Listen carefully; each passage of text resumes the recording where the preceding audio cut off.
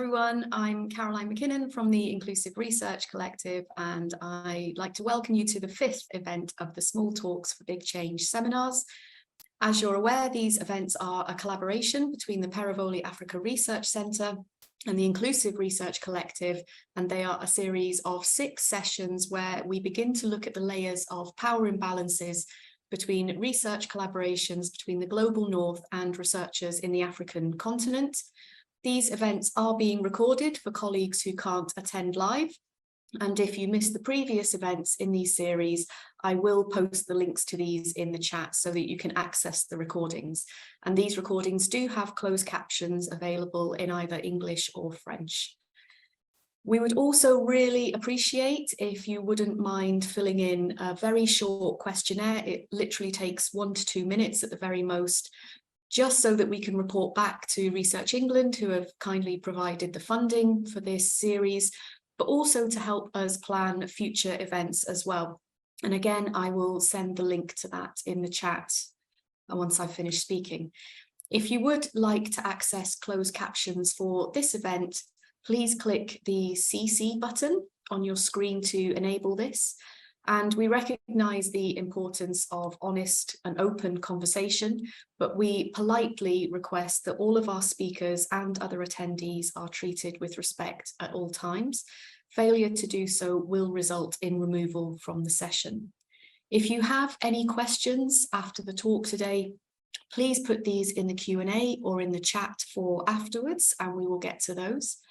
And so that leads me to introduce our speaker for today. So we very warmly welcome Professor Alex Ezeh, who is the Dornsife Professor of Global Health in Drexel University. Prior to joining the university, Professor Ezeh worked at the AP-HRC, where he served as the founding executive director and initiated and directed the consortium for advanced research training in Africa and the African Doctoral Dissertation Research Fellowship Programs. In January 2021, he was appointed as a member of the High-Level Advisory Board for Economic and Social Affairs of the UN Department of Economic and Social Affairs, and also serves as a member of the WHO's Human Reproduction Programme Alliance for Research Capacity Strengthening Advisory Board, the University College London and Imperial College London Research Hub for Urban Sustainability, Health and Equity, and is on the visiting committee of the London School of Hygiene and Tropical Medicine. He's also an honorary professor of public health at the University of Witwatersrand in South Africa, and holds an honorary Doctor of Science from the University of Ibadan in Nigeria and KCA University in Kenya, and a Doctor in Demography from the University of Pennsylvania in the USA. He's a recipient of the World Academy of Sciences 2018 Prize for the Social Sciences and London School of Hygiene and Tropical Medicine, and Royal Society for Tropical Medicine and Hygiene's 2020 George MacDonald Medal. So thank you very much for taking the time to talk with us today. And I'm going to pass over to Isabella, who will talk about the final layer of power imbalance that we will be discussing today, and also share some very exciting news about the Charter launch event. Thank you very much, Caroline, and welcome to all of you.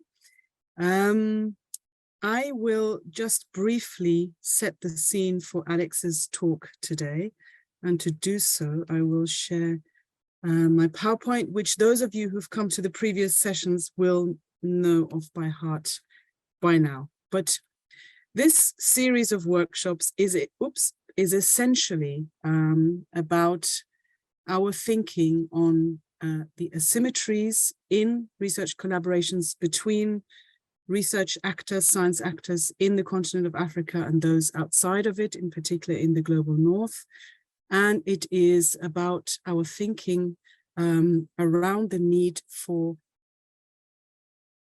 pursuing, envisaging transformative research collaborations that have the potential of advancing shifts in the relations, in the science relations between Africa and Global North, in the global science and research ecosystem as a whole. And we have oriented our thinking along the lines of this heuristic that you see here. We conceive of a number of layers of power imbalances, power asymmetries in the production of scientific knowledge globally.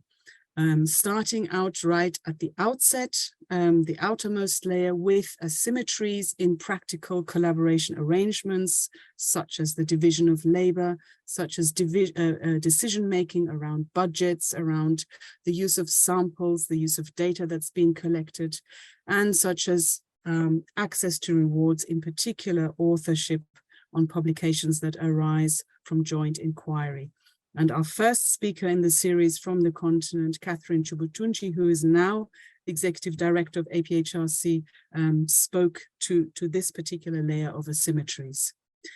We then delved into the more underlying layers of power imbalance that underlie some of these, more visible asymmetries and practical collaboration arrangements, starting right at the core with asymmetries at the level of epistemologies and the languages used for the production of scientific knowledge, as well as the theories and the concepts that are typically used to scaffold inquiry, all of which are dominated by Western-centric, Eurocentric models, constructs, and perspectives, as well as epistemological standpoints and languages, of course. And our speaker, Professor Divine Fu from the University of Cape Town, spoke to these three layers of power imbalance. And then last week, we had a talk from Professor Poleng Sekgalo from UNISA, who spoke about the power imbalances that arise from the logic of the development frame and the unidirectional gaze that it implies. And today, we will speak about, or Alex will speak about a last of the underlying layers of power imbalance, which is about the vast disparities in resourcing and capabilities at institutional levels between universities in the continent of Africa and those in the global north, for the most part. And when I say resourcing and capabilities, that includes, in particular, physical, but also data infrastructures, very importantly. So this is the talk we will have today. And then the last talk in the series will speak about, and this is the green bar here, will speak about a framework that partners together with PARC and the major higher education bodies in Africa are putting together and will be launching in July 5th in Windhoek, a charter for transformative research collaborations. This charter will set out key aspirations and key principles for transformative research collaborations that begin to redress all of these multi-layered power imbalances. And hopefully the charter will serve as a starting point for a much wider process movement of change, include change in several domains at the level of policies, individual awareness and consciousness, shared social norms and resourcing that will, with time, hopefully lead to a situation where this kind of research collaboration is established as standard and best practice. The launch, as I said, and I'm going to move now to the announcement that Caroline spoke to, the launch will take place on the 5th of July, as I said, from 9 o'clock to 1:30 lunchtime, Namibia time. I'm not quite sure what that is actually in British Standard Time, but it will be the whole morning of the Wednesday dedicated to discussions around the formal launch of this charter. The launch will be live streamed on Zoom and YouTube, and we will provide details to all of you on how to log in and join and listen to the proceedings if you're interested. So I will now hand back to Caroline. I'm going to stop sharing. Have I stopped sharing? Yes. Okay, all right. And now we need to see if Alex is actually on the call. And is Alex here? I don't think Alex is here at the moment. So Isabella, I was wondering if I can put you on the spot, please, while we wait for Alex just to regain connection. Would I be able to ask you a question from something that came up in a workshop this morning where these power imbalances were being discussed, please? Yes, of course you can. And that is with regards to resourcing. And a question that was raised by a colleague was, what comes first, the equipment or the person? So in institutions where certain pieces of equipment are required in order to undertake, say, different data analyses, different experiments, whatever that equipment is needed, people tend to go where that equipment is.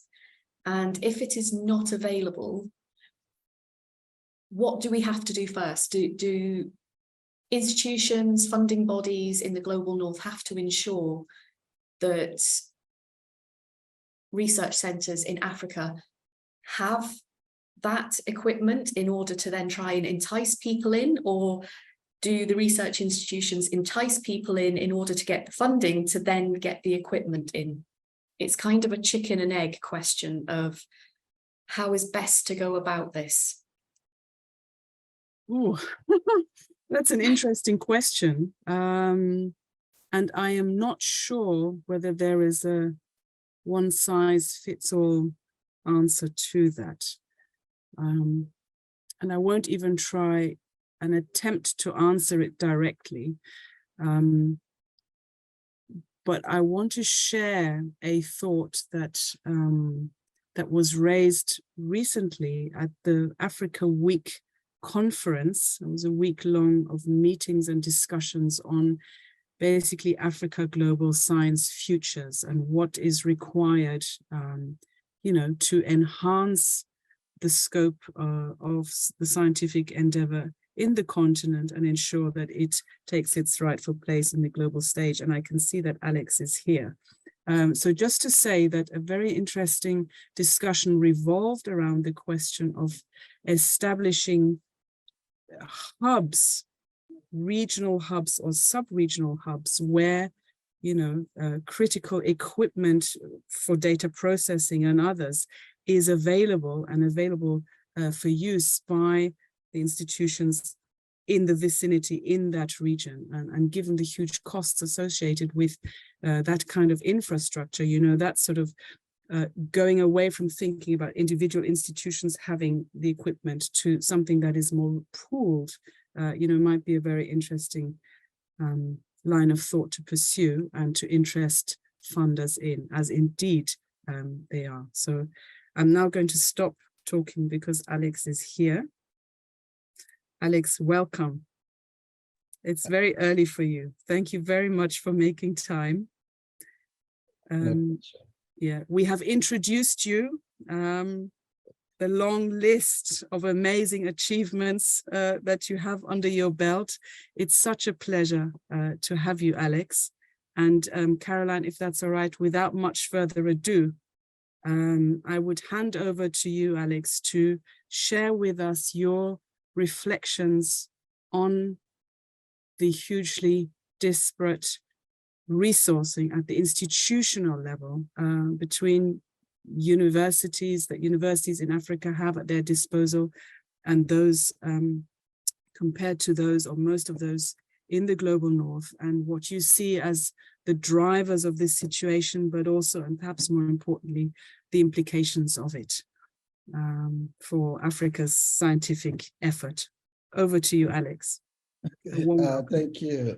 Thank you, Isabella. And pleased to meet everybody. Sorry I joined late. I had informed Isabella that I will not be able to join until about 8:15 or so because of other commitments. But pleased to be here. I don't know who are the people that are in the audience, but I see that we are about 12 people or so. But and I don't know at what level you are, but just to say, the magnitude of the inequity in resource availability and access to institutions in the global north and in the global south is really not an accident of sorts. It's and it is not something that is driven by one single factor. I think it's important to understand when we talk about let's say investments in research and development, there's maybe over $2 trillion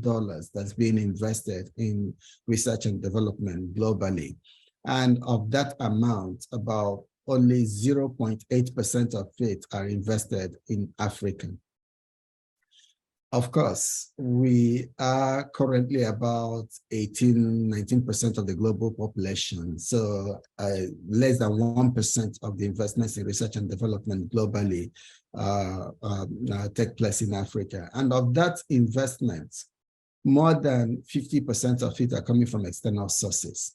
So that raises a very important question. Where is Africa and in its investment in this space? And for many people, they will argue, oh, we do not have the fiscal space to invest in research and development. People might see it as luxury, or in some instances, Africa is seen to, you know, if the knowledge is generated somewhere else, then you can draw on it and use it. You don't have to necessarily do it in Africa to benefit from it. But it sort of clouds the question of what are the issues that drive those global investments. When you have 0.8% of investments in research and development happening in Africa, it does mean, this is in the health sector, that a lot of the health challenges and issues that the continent confront may not be receiving the types of attention that they need in research. And so, and some of the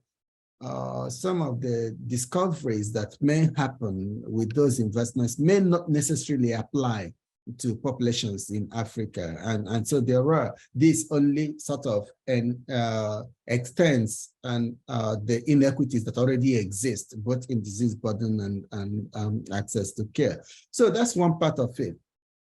But the other part is that when you think about the investments that come into Africa, and again, I think this is where, so maybe to start off with, why they're so limited is that there's very limited local domestic investments in research and development in Africa. And I've always made the case that Africa needs to invest in research and development from its own domestic resources. It's in its interest to do that because that's the only way it can actually begin to have a voice in terms of thinking about where or what types of questions it needs to be asking and it needs to be addressing and how it can compete in the global knowledge ecosystem. And I think we talk about a global knowledge economy. And if you're not present there, then you miss out a lot. And our future is not tied to natural resources and oil or gold and all that. Is really what is between our ears. It's what is in the mind and our ability to develop it and utilize it. I think many of the countries that have really emerged out of poverty have invested in research and development, even when they were not rich countries. So, and those that are emerging out of poverty also investing massively in research and development, because there's a huge potential. And actually that potential is boundless in terms of what it's able to generate. But again, there is the reality in Africa that if you are spending 40 to 50% of your resources, tax revenue, servicing loans, then it limits your ability to do so many other things that are equally important. And why do we have such debt burden? You can think about it many times. You look at it in terms of the global the governance of global institutions and the approaches they've taken in many ways in respect to Africa and how that might be very important. Here, let me give you one specific example. You sit in the UK, okay, and you might think about it. If you wanted to borrow money from the World Bank and all that, what rate are you going to get?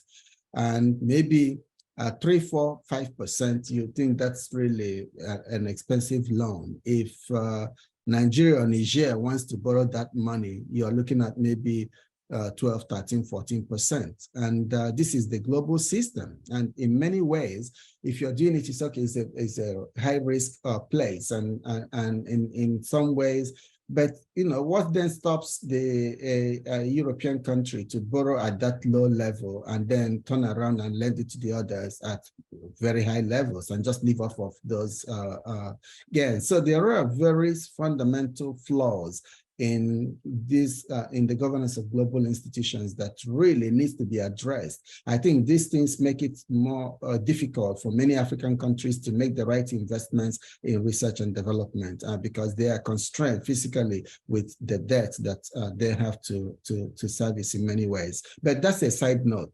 So when you think about, I think what is much critical is when you think about the actual investments. I said about 50% of the, so about 50% of the investments that come into research and development in Africa actually come from outside. So about half of it are coming from local resources. But this 50% that come from outside, if you think about it in terms of how do they get to Africa and what channels do they go through to get there? What proportion of the actual investments actually make it to these countries? Then that begins to help you understand the magnitude and the drivers of these disparities. Take, for instance, there is a report, I think it's in The Nation in 2021, thinking about that the Gates Foundation has spent about $66 billion, and it's a private foundation and it plays a major role in global health and all that. It has spent about $66 billion of its own resources in supporting global health programs. And 8% of that investment went through institutions in the global north. And I think about 66% of the investments are supposed to be in Africa. But of the investments in Africa, about 88% of it are coming from global northern partners and institutions, and 11% actually going through African institutions. You think about the ODA CRS reporting data that shows where financial flows, very difficult to track and to monitor generally, but evidence from development initiatives suggests that if you take 2019, for example, this is before COVID, about 70% of ODA investments, this is overseas development assistance. So these are your development aid money that's mentioned, that's supposed to support low and middle income countries. About 70% of them actually go through institutions in the donor countries. 25% go through governments in the receiving countries, and about less than 5%, about 4.8%, go through institutions, both public and private, whether universities, NGOs, community-based organizations in the recipient countries, less than 5%. So now when you think about that, then it tells you then that the current models of funding then undermines institutional development and capacity on the continent in many ways. And so one is the flow of those resources, but the other is, how do research institutions fund, grow, and how do they actually implement effective research programs?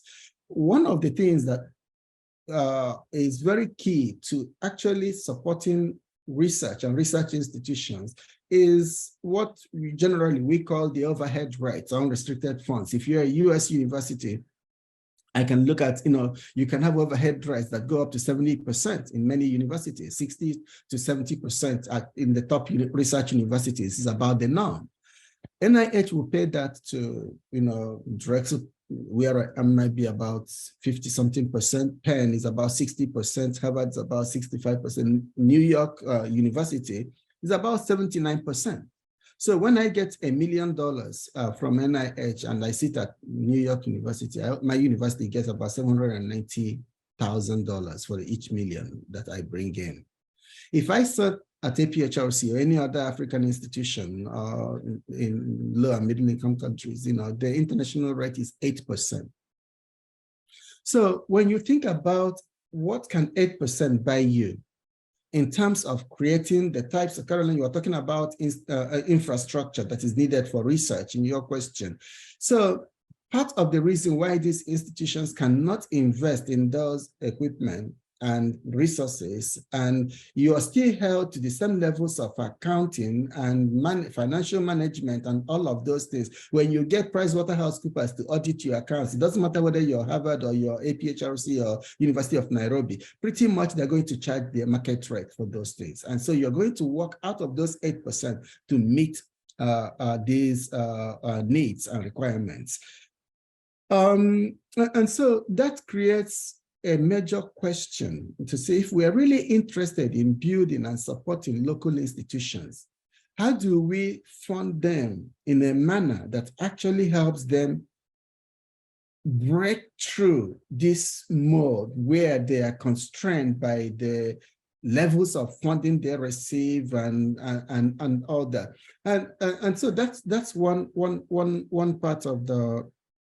Another part of the conversation is this, things relating to this indirect rates and all those.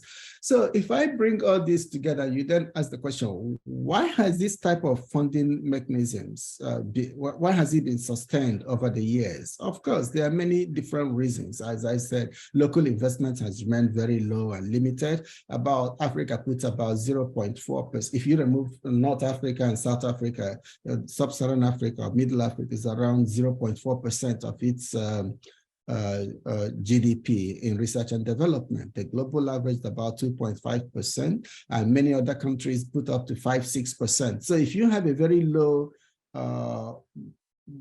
financing base to start with, and you put a very small fraction of that into research, then that only in many ways helps you maintain salaries pretty much. So you pay university salaries, but nothing comes beyond that to support research. In the UK, you have previously the Higher Education Funding Council of England and equivalent in Scotland and Wales, but you also do have now, it's the UK Research and Innovation, UKRI. And if you sit in a UK university today, you get a Wellcome Trust grant, there is a matching fund from UKRI that supports those. Wellcome Trust for many years would not pay overhead rates, but now I think they've adjusted their policies that they're able to allow up to 20%, depending on the context of the institution or the country and things like that.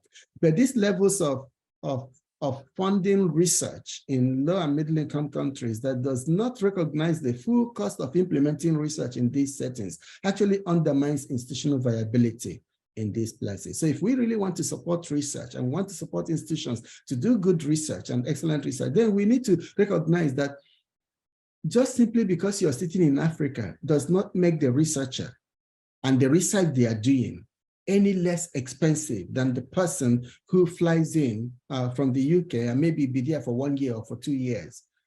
And how do we, I've always told people, you really cannot think and do research in an empty stomach.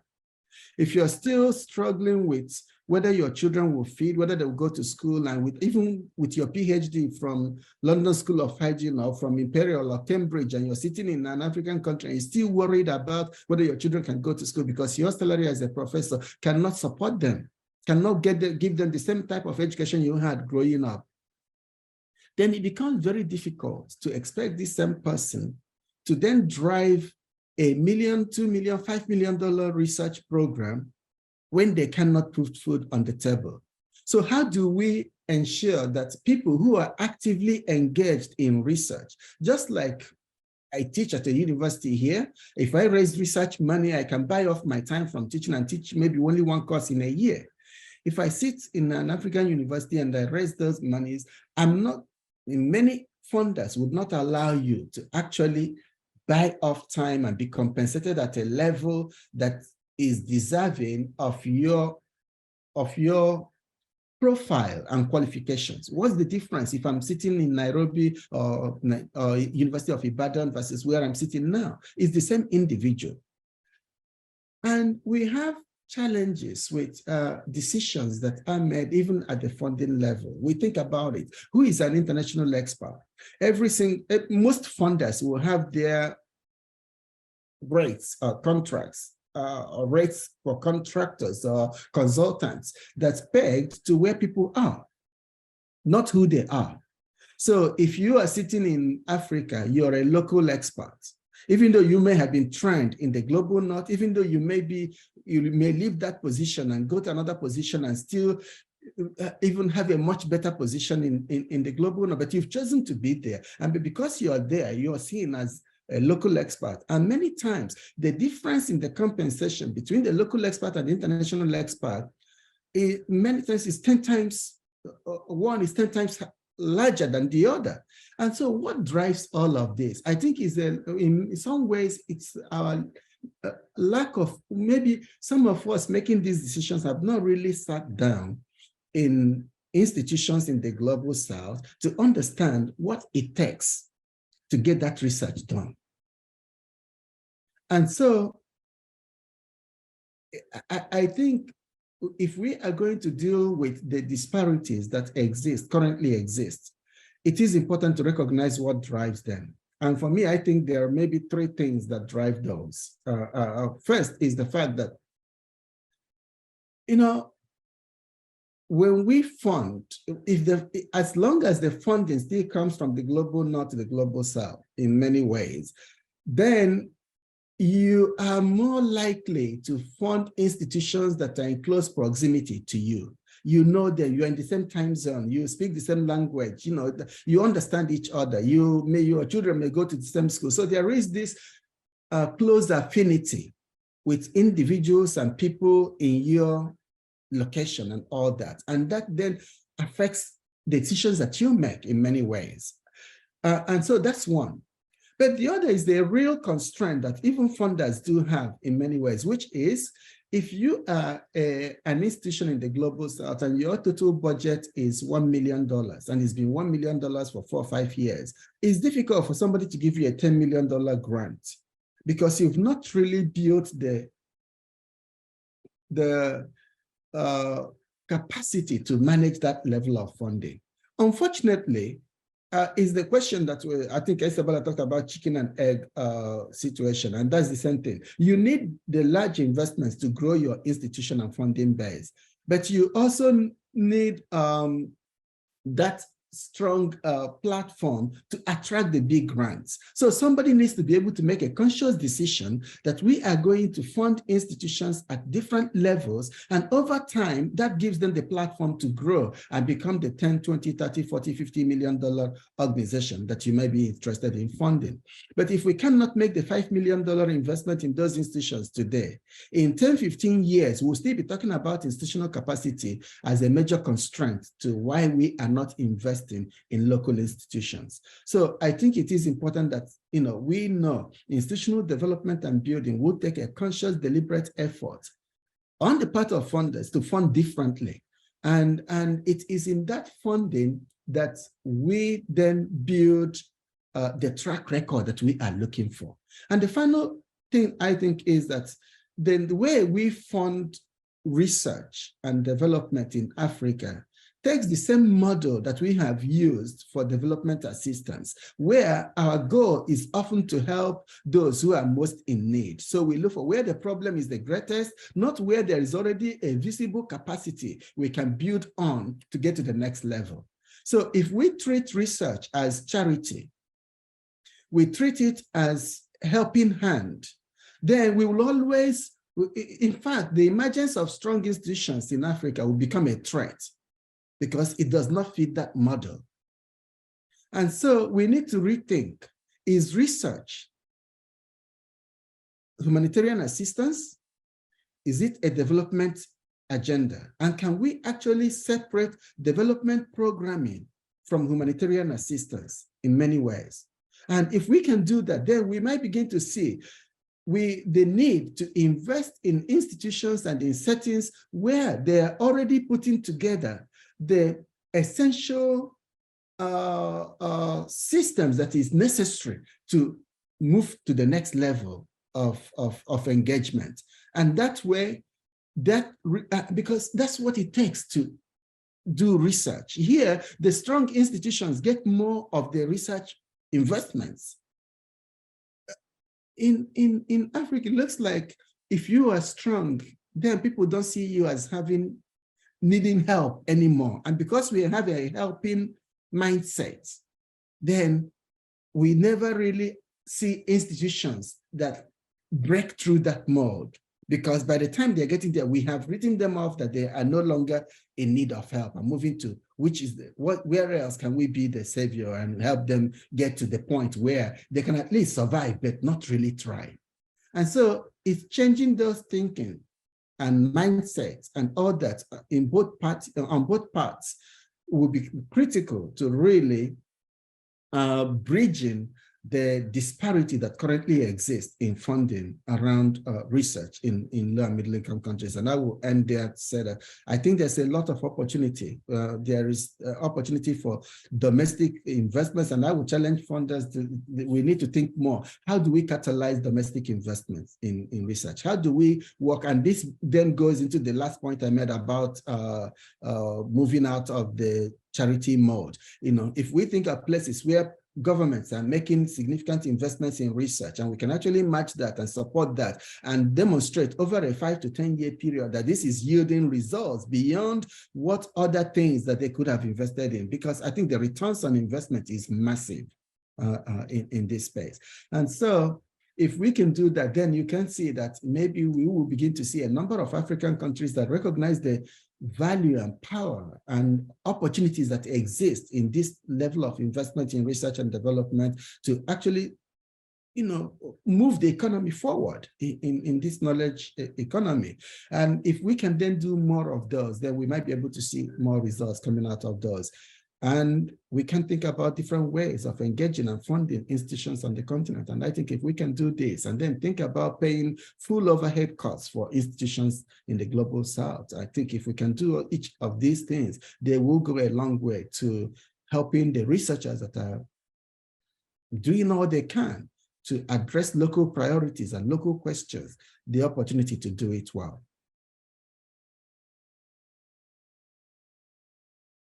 That's fantastic. Thank you so much. Sorry, I had to put my headphones on. It suddenly became really noisy here.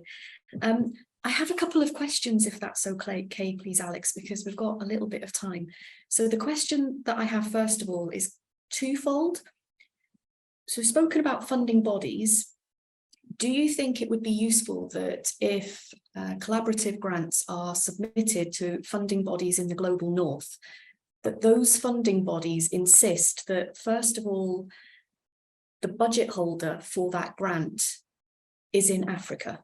So rather than, a lot of the time, the primary person who submits a grant application, say, is in the global north and they collaborate with a researcher in Africa, but the vast majority of the money stays in the global north. So do you think a way to try and combat that is if the funding body says that the budget has to stay in the global south, and then the partner in the global south can determine how much goes to the global north? And secondly, with regards to funding, do you think as well that funding bodies should insist that collaborative grants include funding for PhD students or postdocs for, say, a 3-year period in the African research institutes? Do you think that would start to make a difference? Oh, thanks, Caroline. I think in terms of your first question, actually, a starting point would be to demand greater transparency and accountability of budgets in research partnerships. You know, if you are doing a research proposal with an institution in Africa and you're sitting at Bristol, many times what happens is that you tell your African partner, give us your budget, or you tell them, okay, it might be a $2 million. Many times they don't even know how much the full amount of the budget is, but you tell them, okay, give us a budget for 50,000 and we'll put it in for 2-3 years and whatever, and that's what you get. And they don't see the full budget. They don't know what is being budgeted for. And many times even what is budgeted for them, they may not even know. And so if the funded simply requires that every financial statement and narrative statement will be signed off by all the PIs on the project, which means everybody has to see the budget, has to approve it, everybody has to see the report and have to approve it. That already opens up a lot of platform for conversation and negotiation. So the thing is that we demand accountability on the 10-20% that goes to the low-income countries, but not necessarily on the full amount of the budget that the institutions in the global north are holding. So by opening that up and demanding, I can tell you from my many years at APHRC that we were on a number of research partnerships and research programs and all that. And you might have a $200 million grant and your budget is 12 million. And in 5 years, you've not gotten up to 1 million. Because your partner decides, okay, we use a consultant to do this job that you're going to do. Oh, you don't have a staff member sitting over here, we can cover. You hire the staff member, 6 months, they take the staff member as their own. So there are, if you actually open up that position and create transparency amongst us, it doesn't matter where the money sits. The money can sit in Africa, but still managed by the global north. So it's not where the money sits that matters. It is the transparency around those and making sure that everybody is on board, understands who is getting what and who is doing what within that project. And funders can do a whole lot to facilitate that conversation between global north and global south institutions. In terms of your second part, I think we've demonstrated that indeed, through the Consortium for Advanced Research Training in Africa, that you can train PhDs and postdocs in Africa and they can be globally competitive. But we can only do that when we bring resources together across multiple institutions. And because, think about it, we have very good people across different institutions on the continent, but we may not have critical masses in every single field in a single institution or country. And by networking them, we can create that platform. And so every opportunity to support the training of people locally helps in building that capacity long term, because we know that for sure they are less likely to leave. But it's also important, it's not just to put them there and train, we need to be able to see that if it takes, let's say my university, you remove just the stipend alone for a doctoral student, about $32,000 a year for a doctoral student. So if you are doing your PhD and we want to put a PhD fellowship in a program, and we can't even put $6,000 as stipend for that person, and we still want them to finish in 3 to 4 years, it becomes very problematic. I think we see these as cheap alternatives to expensive training. That should not be the thinking around this. It must be the fact that we want to fund these doctoral training programs well enough so that they're able to provide quality training. When these people graduate, they're also able to contribute to the research ecosystem on the continent. I think if we take that approach, then whether it costs $10,000 or $15,000 or whatever to train one PhD on the continent, it's still a lot cheaper. Because in the 32,000, I've not put in the cost of health insurance and tuition and all those other support that you will give to them. So I think it makes a lot of economic sense to do that, but we should do it for the right reasons. Definitely. And with regards to the charter, so you've mentioned about the amount of money that gets removed from budgets before it actually gets to the institutions. I know that with regards to the charter work, you have been talking to different governments as well.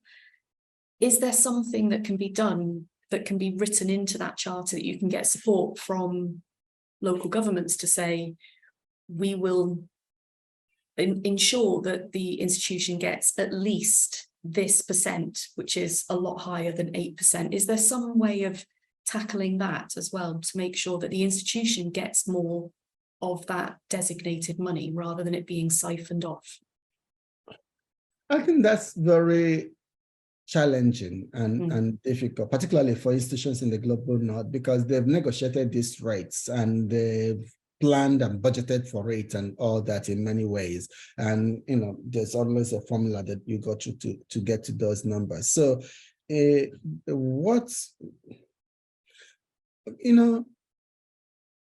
where there is goodwill and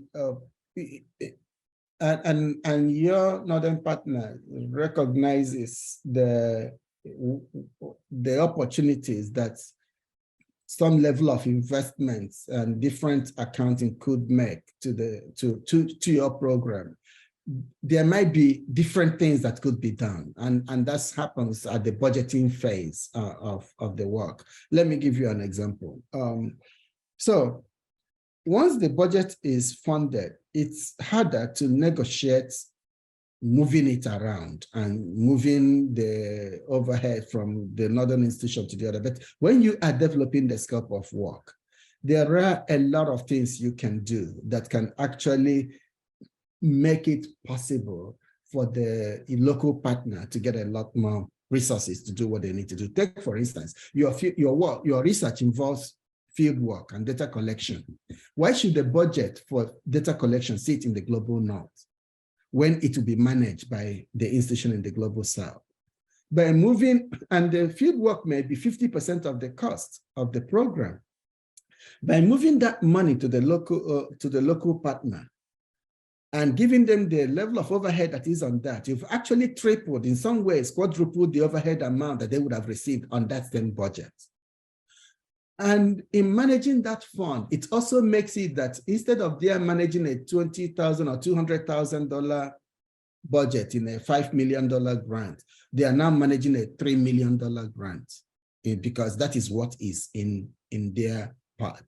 And because they are the ones expending this money, training the field workers, overseeing their quality, paying them and all that, it makes sense for that resource to be in their budget. So yeah, we can make all the arguments against, why we want it in there. But overall, the reason is that if it is in the global north and you're getting 50% overhead match on that, it's a lot of resource to give up. But so it is difficult once the grant has been signed off on to make some of these changes, because it's not actually within the power of the researcher or the PI to make those changes. The PI has those powers at the proposal and budget development stage. It can make certain decisions to move certain activities to the partner, and then and that would then achieve multiple outcomes for those partners.